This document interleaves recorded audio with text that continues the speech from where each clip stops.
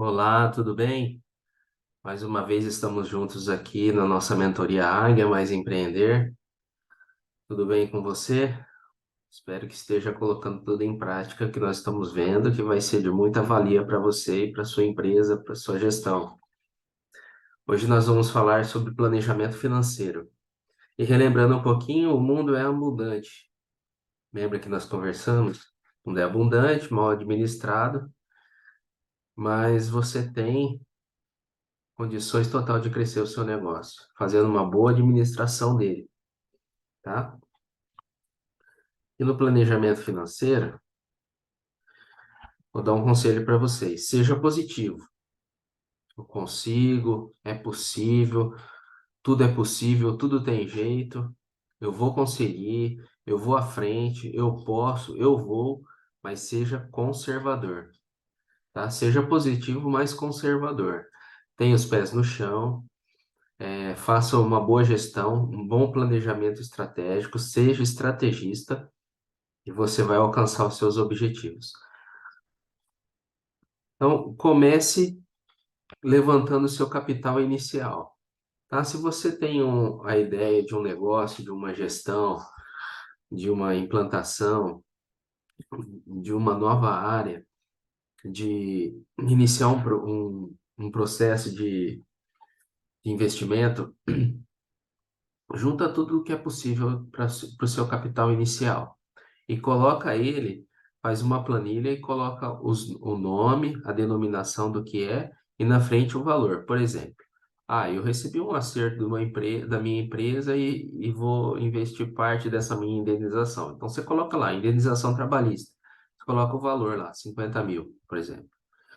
Eu tenho um carro que eu vou colocar ele no meu negócio. Eu não vou vender, eu vou usar ele para transporte. Por exemplo, pessoal que faz muito Mercado Livre. Eu tenho um carro, ele tem condições de eu fazer esse transporte, eu vou colocar ele no meu negócio. Então coloca lá, automóvel. Aí coloca o valor do automóvel. Junta tudo isso aí que a gente chama de investimento inicial, que vai ser o seu capital inicial também. Enumera, coloca tudo dentro de uma planilha. Se o seu negócio está em andamento, faça uma pausa e levante o saldo inicial naquele momento das suas disponibilidades. O que significa isso? Você tem um negócio que ele já está em andamento, tá? Você não tem ideia de quanto é o seu capital inicial, de quanto você tem, quanto você investiu, ele já está andando, 1 ano, 2 anos aí, 5 anos, e você quer fazer uma upgrade nele. Então, o que que eu sugiro você fazer? Passa uma régua no dia de hoje, por exemplo, e faz um levantamento de tudo aquilo que você tem. Teu caixa, teu saldo em banco, os teus clientes a receber, os teus clientes a pagar, coloca tudo, teu estoque, coloca tudo, teus fornecedores, faz um mais e menos, e aí ali você vai chegar no teu capital atual, tá? E nós vamos chamar de teu capital inicial. Isso é de suma importância para você fazer as análises depois, futuramente, tá? Então vamos entrar aqui um pouquinho na prática. Analise as entradas e receitas financeiras, tá? O que que é essa análise é de suma importância que você precisa fazer? Como é que eu vou te explicar assim? Eu vou fazer em palavras bem do cotidiano. Você vai pegar e olhar no teu sistema o prazo de recebimento que você tem das suas duplicadas, tá? Você vai pegar, por exemplo, o recebimento de uma mercadoria que você vende e tudo aquilo que você paga daquela mercadoria, você tem que analisar se está vindo antes de você pagar o seu fornecedor, antes de pagar a sua folha de pagamento, antes de você pagar os seus encargos e impostos, tá? Por quê? Assim você vai estar adequando lá na frente o teu fluxo de caixa, vai estar recebendo primeiro e pagando depois aquilo aquele teu ciclo, aquele teu giro de negócio, tá? Você fica com uma situação mais folgada, uma folga melhor para você não ter que entrar em banco, em factoring, pegar dinheiro emprestado ou até mesmo injetar dinheiro do teu capital pessoal. E outra coisa, faça um plano de metas de vendas. tá? Esse mês, senta junto com a sua equipe de venda, de marketing e fala, esse mês temos que vender X. O mês que vem, nós vamos aumentar para 10% desse X. E assim vai, no outro mês, ou no trimestre, perdão, ou no trimestre, ou no semestre, e faz um planejamento também para o ano seguinte. Desse mesmo período, quantos por cento você quer estar fazendo faturamento maior, tá? Também analise as saídas financeiras, que são o quê? São seus custos e são as suas despesas, tá? Essas são as saídas. Ou seja, é aquilo que você está pagando para o seu fornecedor, para a sua folha de pagamento, seus encargos, outras contas a pagar. E o prazo de pagamento ele tem que vir depois do recebimento, tá? Ou seja, ele é ao contrário da análise das entradas. O que você vai analisar? Se aquilo que você gerou daquela matéria-prima que você comprou, por exemplo, se o pagamento ao fornecedor dele está sendo depois das duplicadas ou antes, tá? Isso daí, pessoal, até aqui, antes de entrar no real orçado, isso daí o ideal é você fazer através de um sistema ERP, tá? Você tem um relatório onde você pede o período ali que você precisa e desse período, aí nesse período, você coloca lá, se você quiser tirar dos próximos 30 dias, dos próximos 60 dias, e o ideal é ele elencar por tipo de produto e fazer essas colunas aí, e fazendo nessas colunas para você ter uma noção dos pagamentos dos recebimentos, tá? E falando do real orçado, fazer um acompanhamento real orçado no Excel mesmo. Esse você pode fazer. Ele é simples, tá? Não é tão complicado, mas você tem que olhar para ele todos os dias, tá? Assim, dá para fazer no Excel, mas o ideal é sempre ter um ERP. O que que você vai ver? No relatório, você vai tirar da parte das receitas e das despesas, você vai ter uma coluna do que você orçou naquele período. Por exemplo, nesse trimestre eu quero ter um resultado de 15%. Você orçou, você colocou as tuas receitas, teus custos, tuas despesas, e depois chegou no resultado, é 10%. Só que, na verdade, quando você está acompanhando ele, você tira o relatório, lá no real, na coluna do real, já está diferente, vai te demonstrar o que está acontecendo mesmo. E aí você vai pontuando, você vai apontando aonde estão as melhorias e também os gargalos para você chegar no percentual que você quer, 20%, 15%, tá bom? O que que acontece também? Nesse real orçado, você fazendo essa análise, você vai estar acompanhando o giro da tua empresa, o giro dos estoques, e aí você vai subindo aí o degrau o percentual, você vai pondo 15, você vai pondo 20, mas sempre é ideal você ter um ERP para você acompanhar. Próxima. Então, vamos falar agora de ciclo financeiro.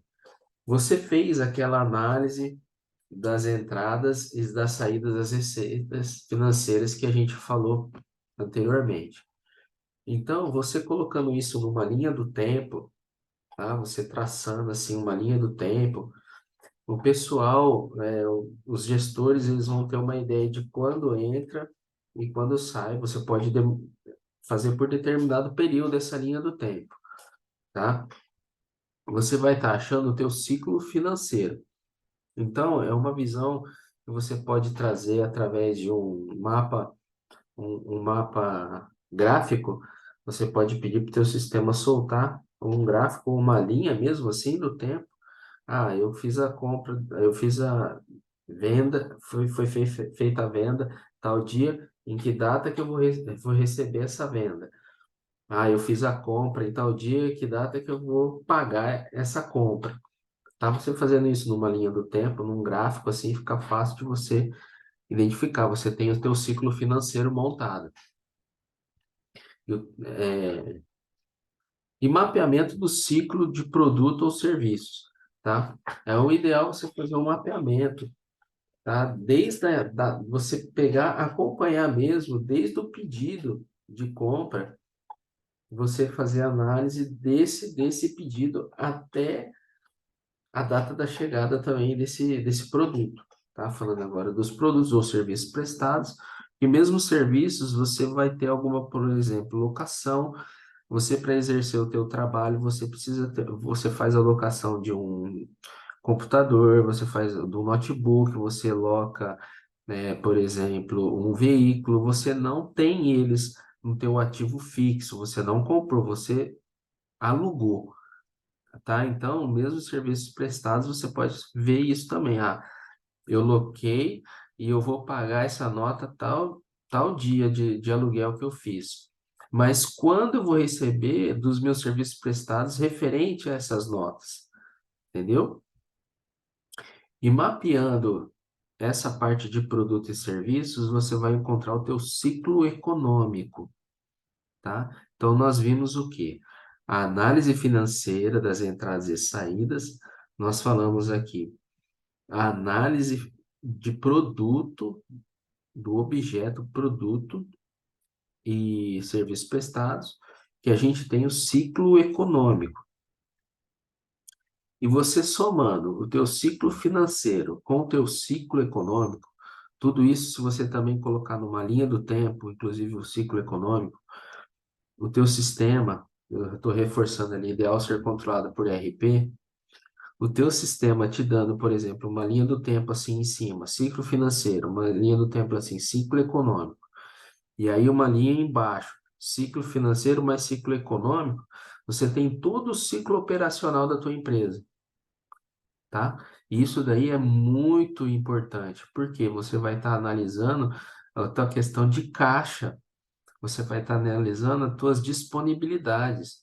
Se você não vai ter estoque parado, e estoque parado é dinheiro que está parado, tá? Então, são assim, é uma situação que falando, eu estou falando, parece que é fácil, mas na prática, a hora que você vai implantar isso aí, ela tem uma série de observações que você tem que fazer e as pontas, o pessoal que está na entrada, na saída, o pessoal que está nas pontas, eles têm que estar bem atento nos lançamentos das datas, os valores, porque também tem impostos envolvidos nisso aí, que você tem a recuperação e você tem também o ônus de fazer o pagamento, tá? O ideal é por quê? Ser controlado por RP, porque senão, como uma pessoa vai controlar manualmente aquilo, ela vai ter que dar entrada no sistema, vai ter que fazer entrada também numa planilha de Excel. Então, faz uma análise dentro do seu negócio, da sua gestão, se não seria viável você ter um programa mais robusto, um sistema mais avançado. É um investimento, porque através dele você vai estar tendo essa opção de fazer esse ciclo e visualizar todo dia a situação da tua empresa. Agora aqui, ó, nós vamos ter uma planilhinha que eu fiz que é o fluxo de caixa. Por quê? Tudo aquilo que a gente viu anteriormente, ele estando bem lapidado, você vai ter um fluxo de caixa mais consistente.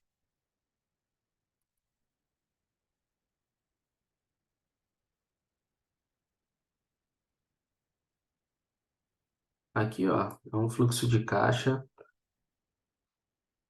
que a gente costuma usar para orientar os nossos clientes quando a gente está fazendo uma melhoria na empresa, uma adequação para a empresa que não tem, ela não tem ideia nenhuma de como está a situação dela, isso acontece. Eu vou disponibilizar essa planilha para vocês. E o que que acontece? É facinho, não é complicado. Aqui você tem o teu saldo inicial, ó.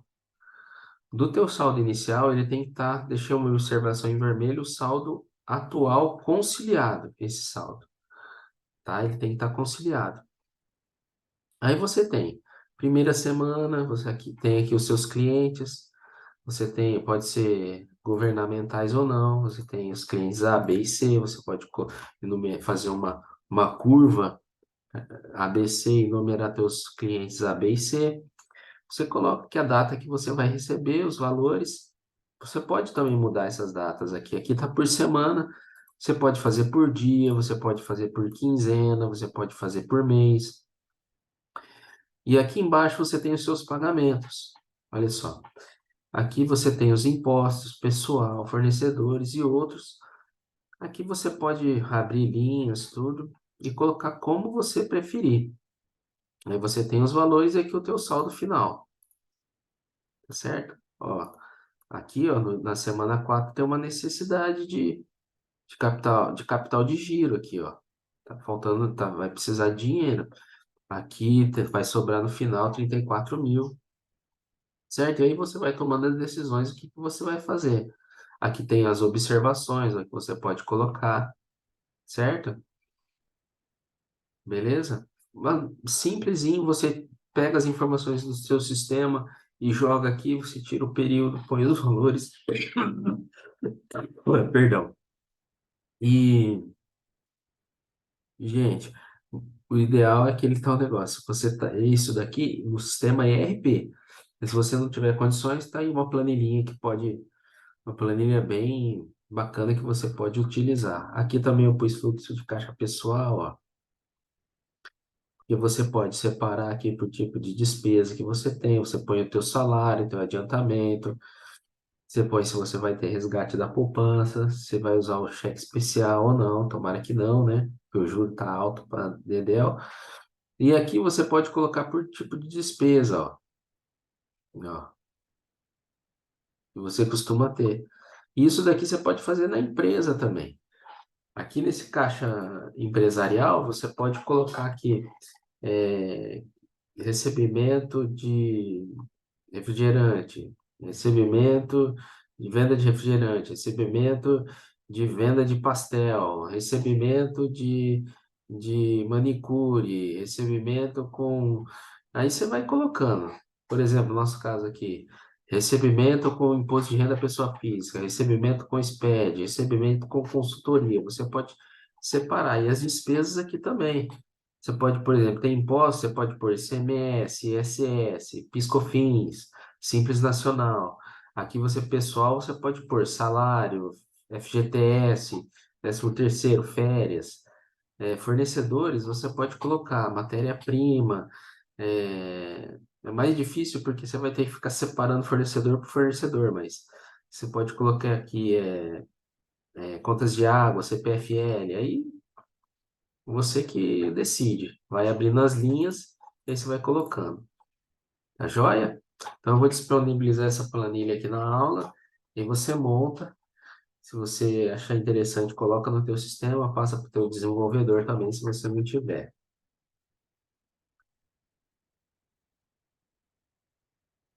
E aí, pessoal, a gente chega aqui nos nossos índices, tá?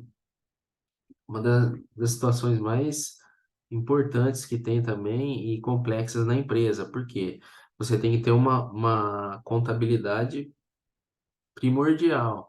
Você tem que ter uma contabilidade muito bem preparada, muito bem feita, tá? Ah, eu tenho situações em que eu tenho caixa 2, eu não vou ter os números assim 100%. Eu tenho algumas situações aqui que é fora da regra, eu tenho situações que meu escritório ele é externo, mas aí você faz uma contabilidade gerencial. É o que a gente faz aqui para os nossos clientes. A gente faz uma contabilidade gerencial e aponta realmente, contabiliza realmente aquilo que é a realidade da empresa, tá? Mas aí você tendo uma contabilidade, você vai pegar o teu balanço, teu balancete de um período fechado e também desse real orçado que eu te falei, você pode fazer no teu balanço patrimonial, nas contas patrimoniais, fechar um balanço e ver o resultado futuro dele, tá? Você tem a liquidez corrente, que é o ativo circulante dividido pelo passivo circulante. Quanto maior o número,